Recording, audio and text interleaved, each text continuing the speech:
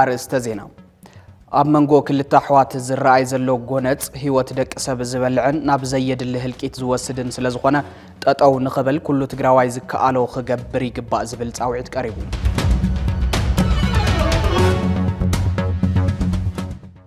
ኣብ ትግራይ ዝተፈጠረ ጎንፂ ደው ክብልን ስምምዕ ፕሪቶሪያ ብምሉእነት ክትግበርን ውድብ ሕቡራት ሃገራት ጻውዒት ቀሪቡ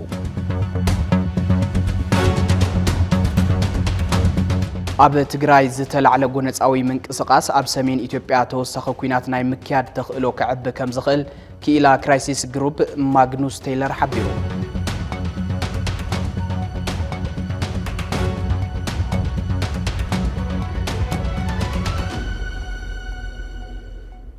سلام تعنا هبلي كبرات تختاتلتنا كاب TBS TV زفنو زينا بالرقة لمون كم وترو واناوي حبريتات حيزلكم قريب لهم نلومي تري 26 كل تشحن 18 عام تمردما ابز تفلالي واناوي زعباتات زدهبو فصامتات حيزنا لكم قريبنا لنا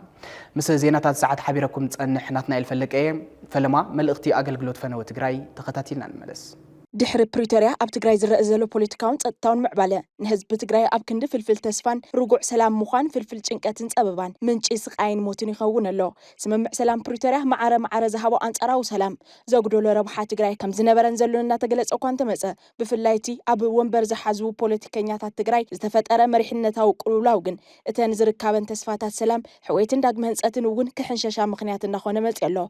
ሕዚ እቲ መሪሕነታዊ ቅልውላው ፍልፍል ሻቅሎትን ቀጻሊ ስጋት ህዝብና ካብ ምዃን ሓሊፉ ነዚ ውላድን ወላድን ታሪኽ ዝኾነ ህዝቢ ብውሽጢ ግዳይ ዘቤታዊ ሕመቕ ድሕረትን ድንቁርናን ብደገ ድማ ግዳይቲ ናይ ትግራይ መንብርካኽ ክርኢ ዝምነ ሓይሊ ናብ ዝገብር ሓደገኛ ብሄራዊ ተቓላዓይነት ካብ ዝሰጋገር ውዕል ሕድር ኢሉ ኣሎ ይኹን እምበር እቲ ቅድሚ ዘበናዊ ዓለም ሃገረ መንግስቲ ሃኒፁ ብስልጡን ሕብረተሰባዊ ባላ መንግስቲ ነደው ኣቢሉ ዝነበረ ህዝቢ ሕዚ ዕፁ ብኢድ ዘይ መንግስታውያን ሓይልታት ማለት እውን ነንስቴት ኣክተርስ ክውሰን ናብ ዝገበር ዕርዩ ድሑር ፖለቲካዊ መድረኽ እንተኣቱ ይረአ ኣሎ TVS እዚ ኣብ መሪሕነት ትግራይ ብሓፈሻ ኣብ መራሕቲ ውድብ ሕወሓት ድማ ብፍላይ ዝተፈጠረ ክፍጠር ዘይነበሮ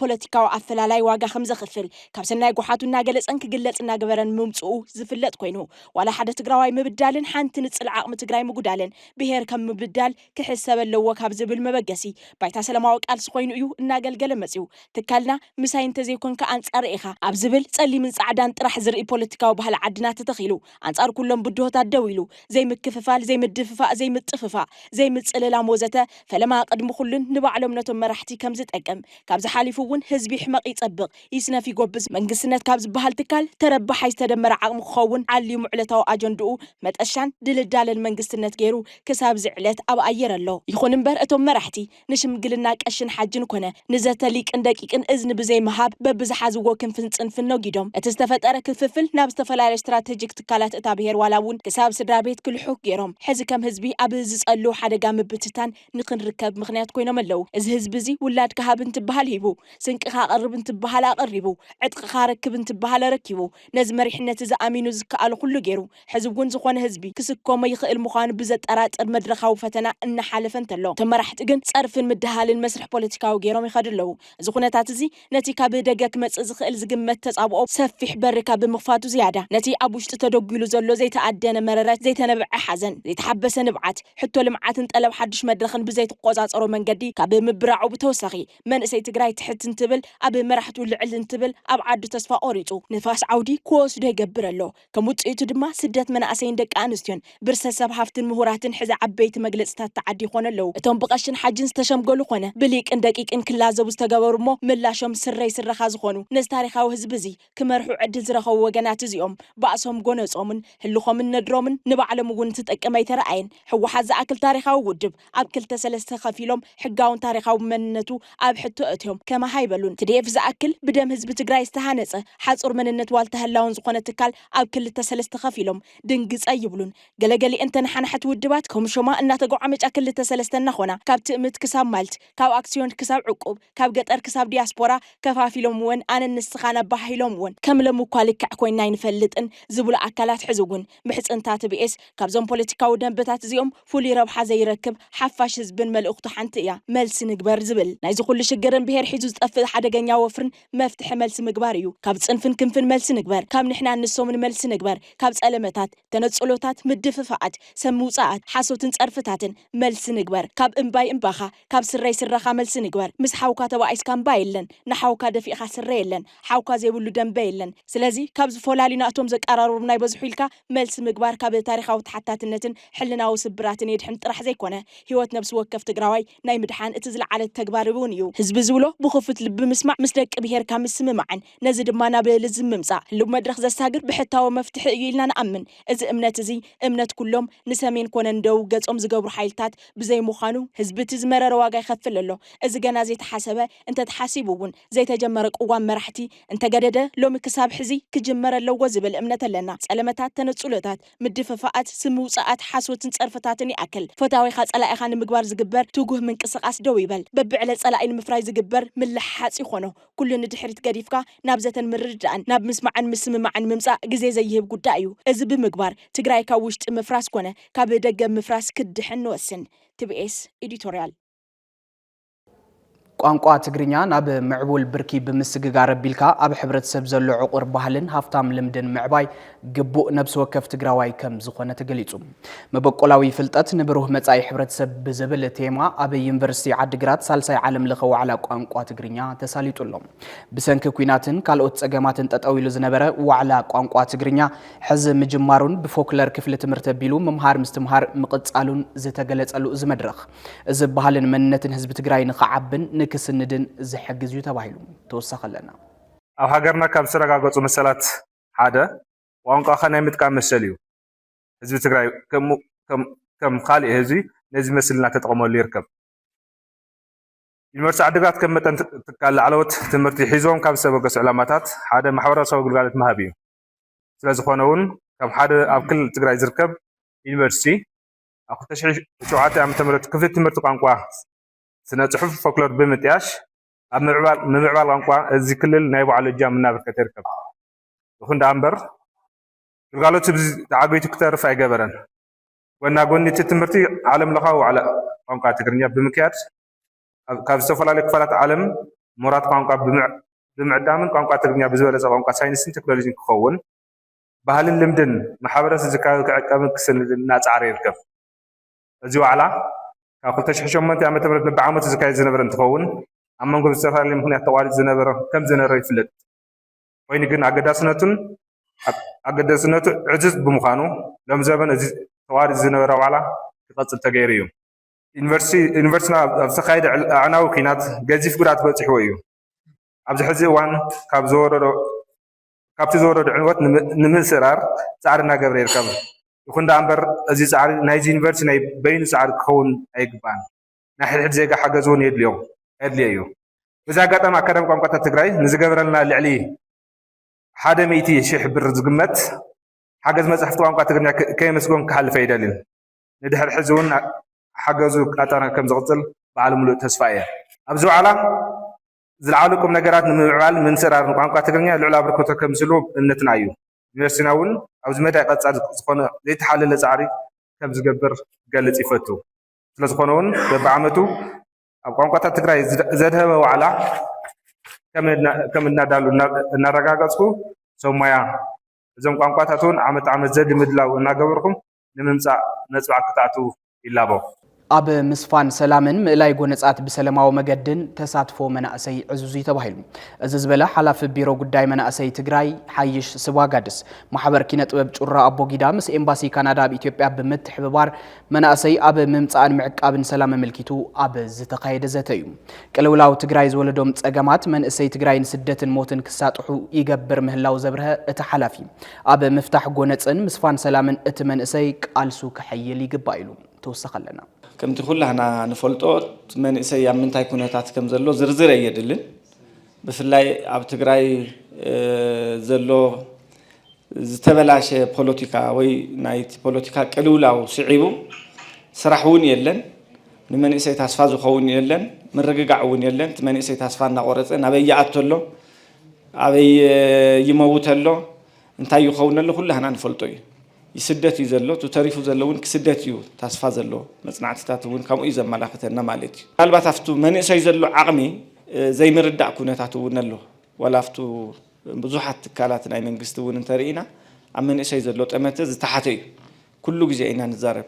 ولا ورد أنت وريد كون أما من يسيزلو تمتز تحتي وزي سبحان الله ممكن تايو من يسيز نري له عيني وساني مالتي في الله مس بوليتيكا تتحيزو حجازا يكون من يسيز بلا تحساس باون سلازلو يمثلني نتمنى يسي بجت زي محاز نتمنى يسي بروجرام زي محاز نتمنى يسي بوتا زي مهاب أفتو وسانيتات زي مستاف أفتو بوليتيكا وكونتات تساتافاي زي مقبار نتورنا ترح مدلاي أما لخاختات اللوي وزي جوجوي من يسي بتفترو نتورنا تيتفتري نلمعات نلوطي كولد حرارك جبر من نبابرو خم حيش يتفتيرو نتورنا تيكون أنت فتيرو حوي ما قدو عنشي تيكون سلازم من يسي أفتو تورنا تكندين دوليو زعكل كابون العلي أفتو لمعات أفتو وساني أفتو بوليتيكاوي أفتو سناي من محدار أفتو ساعات سلام هنسات أفتو جونس عم مفتاح بعلوانا جرناون كن وصلوا لنا أفتو رنت أب كدمت كم نصلف كله أب كله مساندات أفتو إقتصادية وربحات أب كدمت كن نصلف لنا أب بجتون أب كدمت كن بدول لنا قبل عليه خشعة تحتي أفتو زمت زخون يكون ربحة تمني سيتك عامل جرنا إنا كنا كحصون خيل نسوه هوت النهار أكل النهار خبز خونه يكون أكل زوها بتأمتجن أزيو تحتيو يحزنني قبل عليو أكل جدو خينو أفضل ساعتون هذا من قصة صبوق برنامج أمسيرله من الوقت كله هنا والنسات فلنا خونينا لتصفي جبر انتم أكل جدوات ملوب خن حكموا إن هذا بالبرنامج بمن قصة مسيرله دونجيو مدونجاي كل حبرة السبقين معرض الرادار له برنامجي أكل جدواتنا ون تتمالي بكلمة تسلفهم كم زنورو هزون كافزلاتنا كافلنا كلهم كحكم الله وملكا برنامج محاز كم بهر زخروا عنا صراحة وانت جميرو سلازلو أو تاتون تكرت جرنا ثم قال جدوات منا سيناون كحكم ومقبار وين تكرت جرنا حبرنا نشرح له كنتات كفتر الله يزبل أب منجو أحوات الزرع يزلو جونات هو تدك سب الزبلعن ناب زيد اللي هلكيت زوسدن سلازخنا أو نقبل كل تجراوي زك على خجبري جبا الزبلت أو عيد قريبهم دليتن بهاجن حزب تجراي سلام يزبلم حلف بيرو قد دايما أسي حي سوا قاد سنتخون بنجادو كينات الزرع يزلو جوسات نبتو ساق حدقة زقتو يكبل وقيسوم نسأل أي بحدز مكتو حزي تفلال يوم نن وعلم كتاقصو مرأي زحزنن زحفرني زبلا حي سوا قادس ناب نبور نمملاس زتن للزبن وسان كم زخنا حبيرهم ربح حزب تجراي زرقاقت حبير كامبر تبتين كم زي كونون حيش قليل صلهم توسخ لنا سقعات اللو مدني قاصات اللو عم حبرسب تخكليو كم جزء من محدار خام مجمر جمرنا زلنا أقوام ربح حزب تجراي كرقاقت زخيل بسلاماوي من قد زجبرو بوليتيكاوين دبلوماسياوين دراتيو لنا إن أنا حسب نسوونينا أميننا نخير زلنا كوينو كن كل معري كونه نازيا ناي كونات ناي طورنت نغادوون اللوي بزو خونه يكون من قدي خاب طورنتنا نترف زبلو أكالات حبيروم زي يخدو سلازلو نؤتاتهم أم محبراو ميديا يكون أبزو خونه يكون بوتاتات زلو مناتهم أقوامات ناتقالسنا أو وشتين وش بدقن زلنا تجارو تخ علمتن انكقنا بسلاماوي من قدي نقبرهم تعريتات انكقنا تتقيمنا حبرة سبنا تصفاق حدر ناجبرنا تفناقلتنا نمربته جبر كملس جزءاتها حدينا تناون بحجة من قصة مسارتنا نابنور كملس عم مقبر بسلاماوي من قد أبزو جبروك ألستات وخل زخونة دقاف كهبو كنك على سون تمني سيون عارف جبر زلوا أفتح محبراوي ميديا يكون أبكالي إنه جبرهم عارفات كله وعلي بريتوريا ملئوا تتجبروا بسلامة ومن قد تدرادرنا علمنا سمعنا تتخفتوا زنبرنا سلام دردر برّونا بنبور تملسوا بقوا تدرادرنا تمزابلتنا ونا مربتهم نملسلو جزءاتها حدينتنا ون بحجة من قست مسارات نبنبور نملسلو كونتات هم مفتار كل حاجة زي منا خد جوات اللو قليل يكون نفتو محبراو ميديا زوزع زلو طورنا زجوها هريو أبزا ساعات زي أتجري أتياتو زي تفلت سلام تاريخ ياتمزجب زلا تمالي حد خوينهم سلاقي مكتوز نورو جانو أب كلتا تمقيلهم ننبعلهم يواجو يوم زلوا يحفر يبحكي وزيك عنا بنبور كن ملس بزته بشماغله بدردر ناب نبر نملسلو ننبعلتنا متخاس قديفناس بحد خوينا حبيرنا تناي دغواي صلاي صعنتو فطيرنا ربحنا نرغاغصلو كونيتات مفتار من اسيون عبي من اللكايو محبرسون عبي من اللو فلاي كዓ عبيت عدي نافتم بوليتيكا مراحتي نافتم سراويت مراحتي نافتو غزياو ممحدارون زلكم تصعنو حافب بالكم تكونيتات بسلاماو منقدنا بدردر زملسلو كونيتات مفتار ዝተወሰኑ ሰባት ጥራሕ ንኡ ዝተፈጠሩ የለውን ኩሉ ማሕበረሰብ ድርሻ ስለ ዘሎ ኣብኡ ድርሻ ከምውን ክትዋጹ ጻውዒተ ይቀርብ ብፍላይ ጦርነት እንተመጽዩ መንእሰይ በላዓዩ መንእሰይ ኣብቲ ቅድሚት ዘሎ ዝመውት ዘሎ ህዝቡን እዚኣ ከንቱ ሞትያ ትኸውን ማለት እዩ ስለዚ ብተኽኣለ መጠን ረብሓ ህዝቢ ትግራይ ክረጋገጽ ዝኽእል ብቲ ፕሪቶሪያ ውዕሊ መሰረት ገርና ብድርድር ክኸውን ስለ ዘለዎ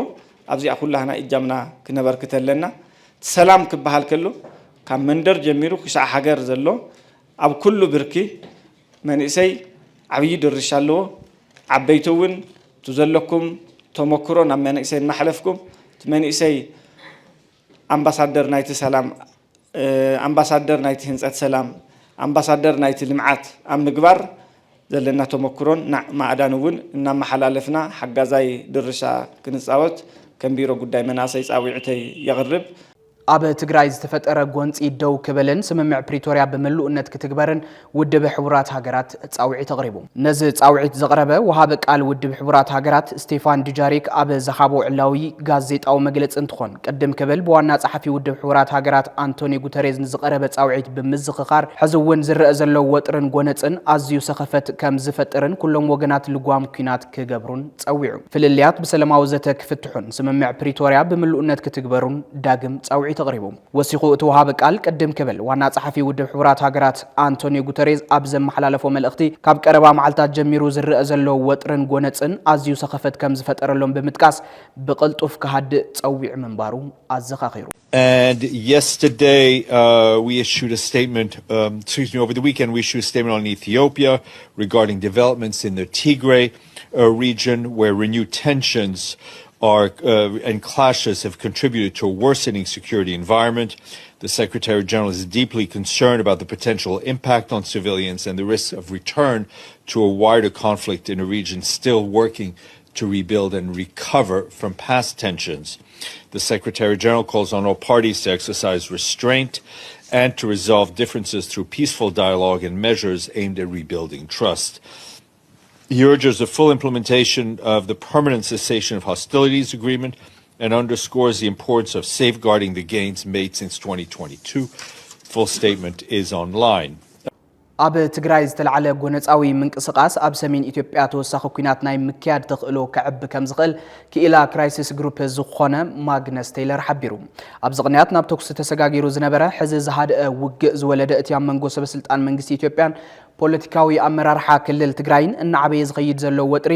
ንዋና ጸሓፊ ሕቡራት መንግስታት ሓዊሱ ንብርክት ዝበሉ ኣህጉራውን ዓለም ለኻውን ትካላት ዘተሓሳስብ ኮይኑ ቀኒሎም ክራይሲስ ግሩፕ ዝበሃል ኣብ ዙርያ ከምዚኦም ዝበሉ ፖለቲካውን ጸጥታውን ጉዳያት ኣድሂቡ ዝሰርሕ ትካል ድማ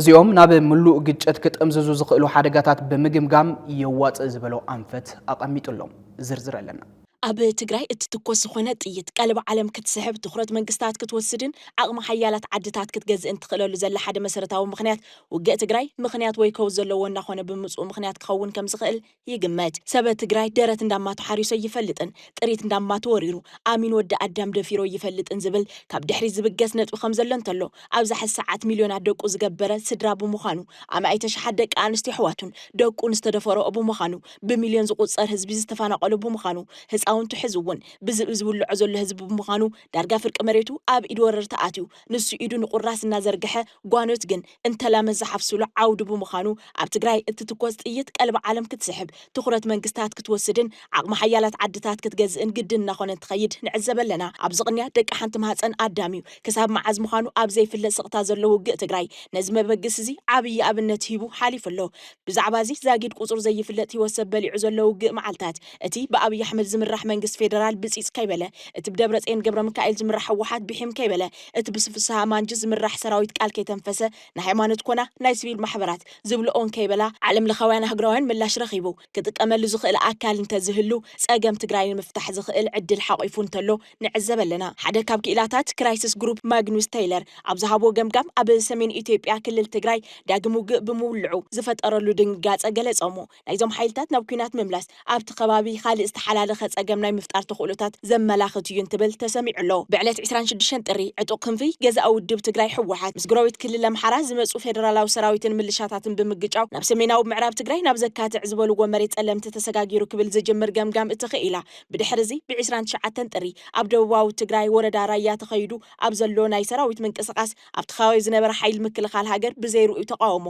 ናብ ኮረምን ኣላማጣን ከኣቱ ምኽኣሉን ጠቒሱ መንግስቲ ኢትዮጵያ ድማ ንኹለን ናብ ትግራይ ዝግበሩ በረራታት ብምስራዝ ነቲ ኣጋጢሙን ዝበሎ ምላሽ መሃቡ እትኽኢላ ጸብጺቡ ብድሕሪዚ መንግስቲ ኢትዮጵያ ኣብ ማእኸላይ ክፋል ናይቲ ዞባ ኣብ ልዕሊ 2 መኻይን መጥቃዕቲ ሰብኣልዎ ነፈርቲ ኣካይዱ ዝበለ ክኢላ ክራይሲስ ግሩፕ ብድሕሪዚ ፕሬዚዳንት ግዜያዊ ምምሕዳር ትግራይ ታደሰ ወረደ ኩሉ መዳያዊ ኩናት ዝመስል ነገር ምጅማሩ ጥርዓነ ቀሪቡ ሰራዊቱ እውን ካብ ጸለምቲ ከም ዘውፅእ ኣፍሊጡ ክብል እዩ ዋሕዝን ስምዒትን እቲ ውግእ ዘቐመጠ እዚ ኩነታት እዚ ከም ኣቆጻጽራ ግሪጎራውያን ትግራይ ካብ 2020 እስካብ 2022 ንማእኸል ዕናዊ ኩናት ሕድሕድ ኮይና ድሕሪ ምጽናሕ ናብ ግጭት ተመሊሳ ተኣትውላ ኢልካ ተሓስብ ተለኻ ዝሕዝን እዩ ዝበለ እቲ ክኢላ ኣብ ዙርያቲ ብስምምዕ ፕሪቶርያ መሰረት ናብ ኢድ ምሕደራ ትግራይ ከኣቱ ዝነበሮ መሬታት እውን ርእይቱ ኣቐሚጡ ኣሎ ትግራይን ኣምሓራን ኣብ ልዕሊ ጸለምትን ራያን ከምኡ እውን ብወልቃይት ወይ ምዕራብ ትግራይ ዝፍለጥ ክልል መንጎብለል ኮነ ብዝብል ካብ ነዊሕ እዋነት ሒዞም ይከራኸሩ ምንባሮም ዝበለ እቲ ክኢላ ኣምሓራ ዝበሃል ክልል ከም ክልል ዝተፈጠረ ኣብ ዝሓድሽ ናይ ወደ ቅርጽ ምሕደራ ምዃኑ ዝተረድአ ይመስልን ሰለስቲኦም ኣካል ትግራይ ዝኾኑ ኢትዮጵያ ኣብ 1900 ሰዓታት ካብ ወታደራዊ ምሕደራ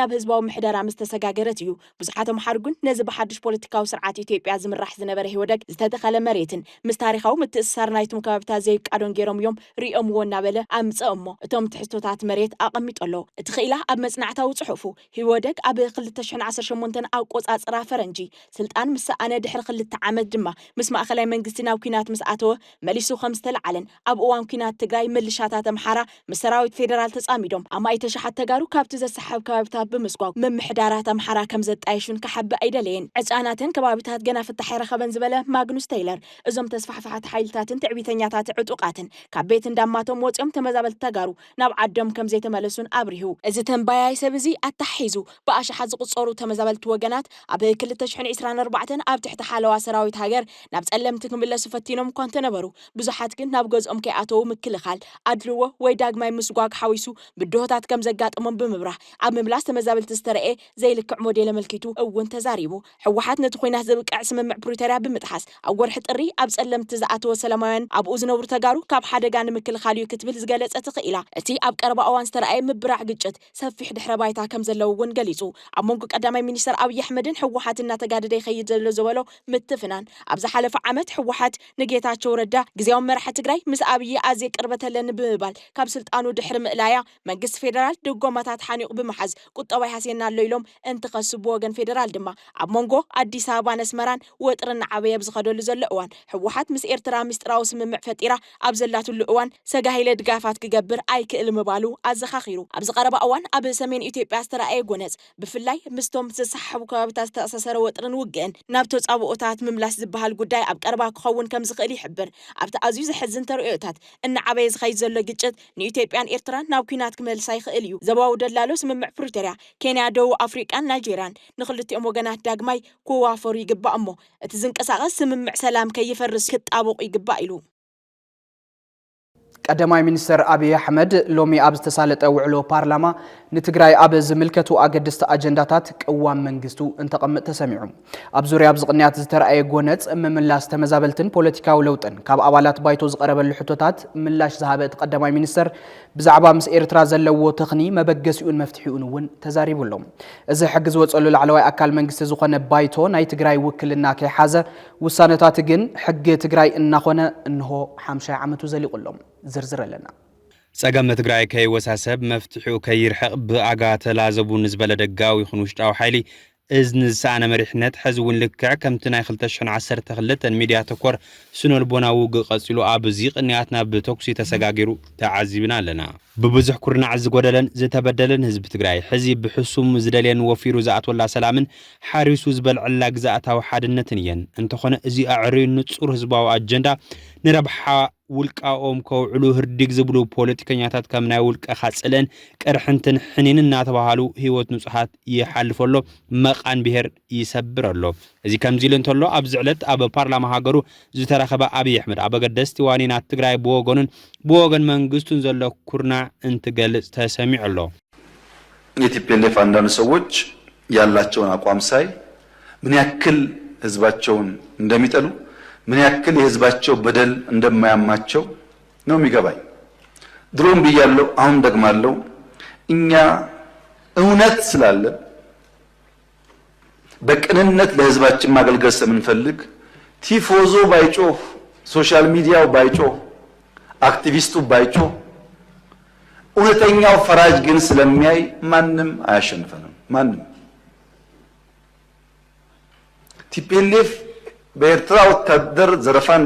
እንዳይካሄድበት ስንጠብቀው ኖረን አማራ ክልል ሲገባ ቲፒኤልኤፍ ያደረገው ነገር ያሳፍራል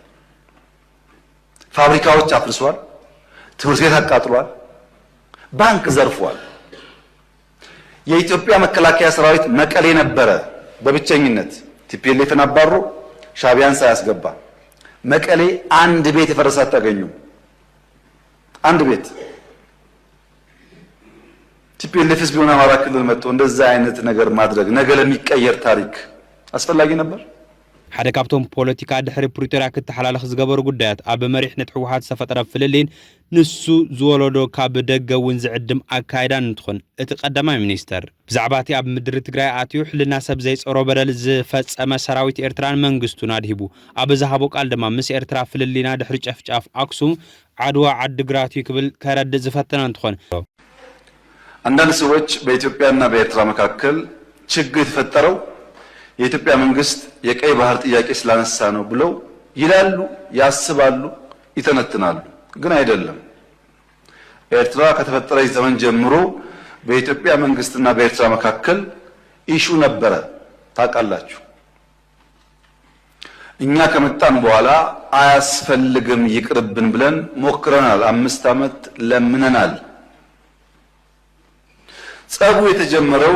ብዙዎች እንደሚያስቡት የቀይ ባህር ጉዳይ ሲመጣ አይደለም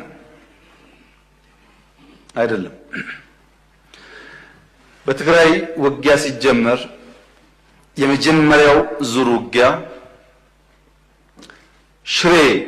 ካስለቀቅን በኋላ የኤርትራ ጦር ከኋላ ተከትሎ ሽሬ ገብቶ የአንዳንድ ሰዎችን ግለሰቦች ቤት ማፍረስ ፎቅ ማፍረስ ሲጀምር ጸብ ተጀምሯል አልተናገርንም እንጂ አክሱም ይዘን ስናልፍ አክሱም ገብቶ ወጣቶች በጅምላ ሲረሽን ጸብ ተፋፍሟል አድዋን ይዘን ስናልፍ አድዋ ሄዶ ፋብሪካዎች ሲፈታታ ሲሰርቅ ጸብ ተጋግሏል አዲግራት ደርሰን የመድኃኒት ፋብሪካውን የሚነቀለውን ነቅለው የማይነቀለውን ሲያፈራርሱ ጸቡ ጫፍ ደርሷል ግን የኢትዮጵያ መንግስት ያኔ በዚህም ለመዋጋት ብቃት አልነበረው ውስን ኃይል ነበረ ሽሬን ከያዝን በኋላ ያጠቃውን ጣት እንከተል ነበር እንጂ የያዝነውን ቦታ ያጸናን አንሄድም ይሄ ጉዳይ የተከበረው ምክር ቤት ለዛሬ ዋጋ የለውም ለታሪክ ማንሳት የምፈልገው ጉዳይ አክሱም ወጣቶች ሲገደሉ አድዋ ሲዘረፍ አዲግራት ሲዘረፍ በርካታ ኢንቮይ ወደ ኤርትራ ልከያሉ የላኳቸው ሰዎች ገሚሱ አሁን ከኛ ጋር የሉም ለምሳሌ ክቡር አቶ ገዱ ያኔ የውጭ ጉዳይ ሚኒስተር ነበሩ ካንዴም ሁለቴ ኤርትራ ልከያቸዋለሁ የላኳቸው የትግራይን ህዝቤን አታገሱ አቅሉ ሀብቱን አትዝረፉ ጸቡ ከቲፒኤልኤፍ እንጂ ከትግራይ ህዝብ አይደለም የሚል ነው አቶ ገዱ አሁን እኛ ጋር የሉም ግን ክር አላቸው፣ ህሊና አላቸው። ዛሬ ቢደብቁ በታሪክ ውስጥ ይወጣል። ለምን ጉዳይ ሄደው እንደተነጋገሩ እሳቸውም ያውቃሉ፣ ሻዕቢያም ያውቃል፣ እኛም እናውቃለን። አሉ አልሞቱም።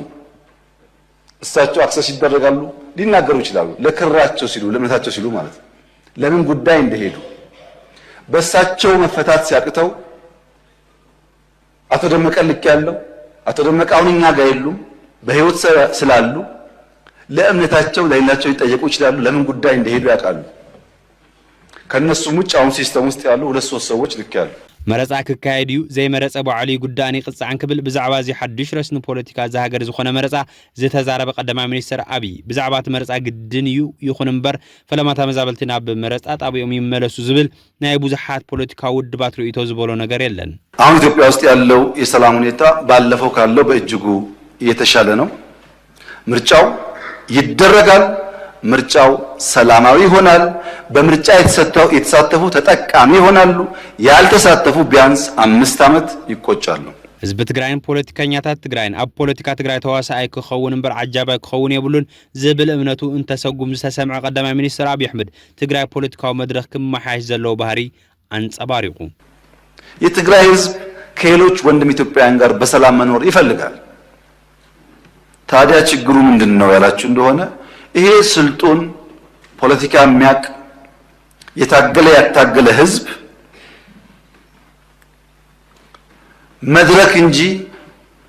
ተዋናይ መሆን አልቻለም። በፖለቲካ አውድ ውስጥ መድረክ እንጂ ተዋናይ መሆን አልቻለም። መድረክ ይጫወቱበታል እንጂ አይጫወትም። የትግራይ ህዝብ ከመድረክነት ወጥቶ የፖለቲካ ተዋናይ ለመሆን ራሱን በአዲስ ቲንኪንግ መቃኘት አለበት። ሁሉ ጊዜ በአንድ አይነት አስተሳሰብ የምንቆይ ከሆነ ብዙ ነገር ሉዝ እናደርጋለን። ድሮ አባባል ነው፣ አሁን ግን ይታያል እኮ። መቀሌ ባለፉት 3 ዓመታት እንደ አዲስ አበባ፣ እንደ ባህር ዳር፣ እንደ ድሬዳዋ፣ እንደ ጅጅጋ ተሰርታ ቢሆን ምን እንደምታስቡት? ሁሉም እኩል ገቢ ያለው እኩል ድጋፍ አለው። ሐሳብ ከሌለ ግን ጊዜ ካልሰጠን ግን ልማት አይሰራም። እና የትግራይ ህዝብ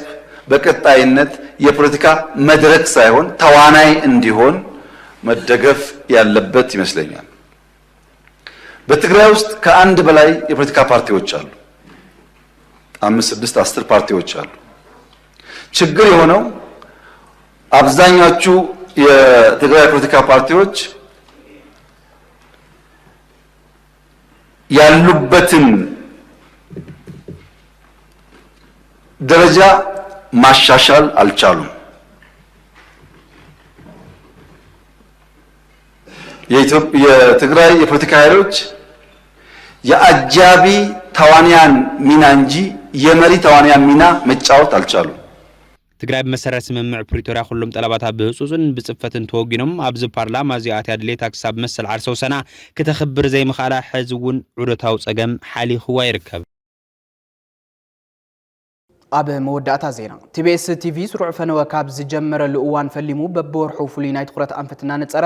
ዜናን መደባትን ቀሪጹ ኣብ ምፍናው ምጽንሑ ይዝከር። እዚ ሒዝናዮ ዘለና ወርሒ ጥሪ ኣብ ትግራይ ንዝሓለፉ 5 ዓመታት ዝቐጸሉ ዓበይቲ ህዝባዊ ጸገማት ሕዚ እውን ስፍሓትን ዕምቆትን ወሲኾም ይኸዱ ምህላዎም ስዒቡ ብቐንዱ ኣብ ልሂቃንን ፖለቲከኛታትን እቲ ዓዲ ዝረኣዩ ዘለው ከም ሰብ ንሰብኣዊ ልዕልናን ምክብባርን ከም ዓዲ ድማ ንዘተን ብሄራዊ ምርዳእን عنكفت زخونو قالاتن زي ادوب አንደበታትን ክእረሙ ኣብ ምትሕሳብ ትኩረት ጌርና ኣለና ትግራይ ካብ ተኣትያቱ ዘላ ኩሉ መዳያው ጸገም ክትወጽን ህዝብና ናብ ግቦእ ክብሩ ክምለስን ኣብ መንጎ ኣሕዋት ዝህሉ ሰነያ ኣገዳሲ እዩ ቃል ዓጽሚ ይብሉን ግን ድማ ዓጽሚ ይሰብር ይባሃል ልዕሊ ኩሉ ድማ ቃል ታሪኽ እዩ ሕዚ የብጸገም ዘላ ትግራይ ፈጽሙ ክህል ዘይነበሮ ባህሊ ምጽርራፍ ምጽልላም ነንባዕልኻ ምጥቕቃዕን ወዘተ ንሎሚ ፖለቲካዊ ረብሓ ዘመዝገብካ ዝመስለካ ፖለቲካዊ ነጸብራቃት እንትኾኑ ኣብ ታሪኽ ገዲፎም ወዝኸዱ ቅርታታት ነቲ ህዝቢ ኣብ ቀጻሊ ዙር ምጥፍፋ የንብርዎ ኣለዉ ዘይእዱብ አንደበታት ንህልው መድረኽ ዘለዎም ኣዕናዊ ግደ በብዕለቱ ንሪኦ ዘለና መዓት ህዝብና እኹል ምስክርነት ኮይኑ በዚ ምኽንያት ቁመና ብሄር ናይ ደገ ድፊት ውጽኢትን ሓደጋን ንምክልኻል ሞይትረፍ ኣብ ውሽጢ ንዝፍጠሩ ዘቤታውያን ጸገማት እውን ንምእላይ ዘኽእል ቁመና ይሃስሎም ሓሳብካ ብናጻን ብስርዓትን ምግላጽ ንሰብ ከም ሰብ ምኽባር ብምኽንያት ፖለቲካዊ ቅዋምን ውግንናን ክብሪ ሰብ ዘይምትንካፍ ወዘተም ክብሪ ዓድን ህዝብን ከም ምሕላው ይቁጸር እዚ በብዕለት ዓዲ ዘፍርስ ዘሎ ሓደገኛ ባህሊ ንክቐረፍ ንሎሚ በዝዕ ትሕዝቶ ክነልዕሉ ኢና ለበዋ ንኹሉ ትግራዋይ ንደላይ ሰላም ንደላይ ጽቡቕ ናይ ህዝቢ ንደላይ ሓድነታዊ ናብራ ኩሉ ትግራዋይ ሓድነቱ አጠናኺሩ እታ ዓንዲ ናይ መጻኢ ህይወትና ክትኾነና ትኽእል ሓድነት እዩ actually ኣነ ክሳብ ሕጂ ሓድነት ነርና ይብልን ከመናተይ እምነት እዩ ናይ ግለ እምነት እዩ ግን ሓድነት ሓይሊ ምዃኑ ሎጂክ እዩ ሓድነት ሓይሊ እዩ ይኣምን እዩ ሎጂክ እዩ ግን ድማ ሓድነት ነርና ዳይነበረናን ተዝነበረና ናብ ዘይመጽሕናን እዩ ስለዚ ሓድነትና ፈጢርና ኩልና ካብ ደፋኣን ጎታትን ሓይሊ ነፃ ወፂና ሓደ ኣሳዳዲ ሓደ ተሰዳዲ ከይኾንና ዝተንጠባጠው ዓቕምታት ትግራይ ኩሎም بعين بوليتيكا خوني خلي بعين إيكونوميك خوني خلي بمحاورة قداي خوني بسنة لبونا خوني سنتوات أو عقبات تجري كله بزكب ملكو إيهن مهين تبعيلنا كم تجري حدا نقص نسخ أنا تمزابلتي وجناتنا تسددت وجناتنا نعم ربطهم نكمل لسو زم سلسته مسرتها ونجارات سبعونات بزق قدمه جزيئتها وحدنت بزي زنقعة عرسة محدرة بزي وعزة ملكو بقنعنا رئينا تمنقد زيو حمشت عمد كان مربتك مفلاي مالت كبيديو أمم مستميت أمم مسحمام أمم مسموت نتاقفتك نزحنتي كاب تنبر الله مربتك واسيخا جيش كان ختم اللسكوا مربتك عندينا كبير مخانو بزقات أمين كلهم تقارو ملأتك حل في دلي سلازي حادنتنا أتناخيرنا تمزابلي وجناتنا تسدرت وجناتنا مستوؤز ولا خفي وز ولا أول كايتا معرب تقرأ زي هزمنا بحقي حدقات ودمان بمن قد حدقات بمن قد عرقن بمن قد حقن غيرنا حزبنا أكبنا أين مهن زبهر لمن قدي كم تقارو صعوعيت خنقبرن من قصاص كنجمرن مودعته كنفصمن كلا ويدلي أنا أتسلام بالخي أتسلام بالخي كل تدقنا نواريغي ولدن ولد نبالغي عد عبس نيرو عد مرعى عد عبيتي عد منسي نيرو عد مرعى عد تستاي نيرو عد طعام أنت تقول لا يعلو تزبنا سلام يبلالو كبرات تملكتنا نلومي زدالنا يوم زيناتات أبز خنبيتنا لنا مثل زيناتات ساعات حبيركم تنحقناتنا الفلك أنيرة حزد ما مزتروف مدلوات تي بي اس تلفزيون سنايت أنحيد كون لكم منا سلام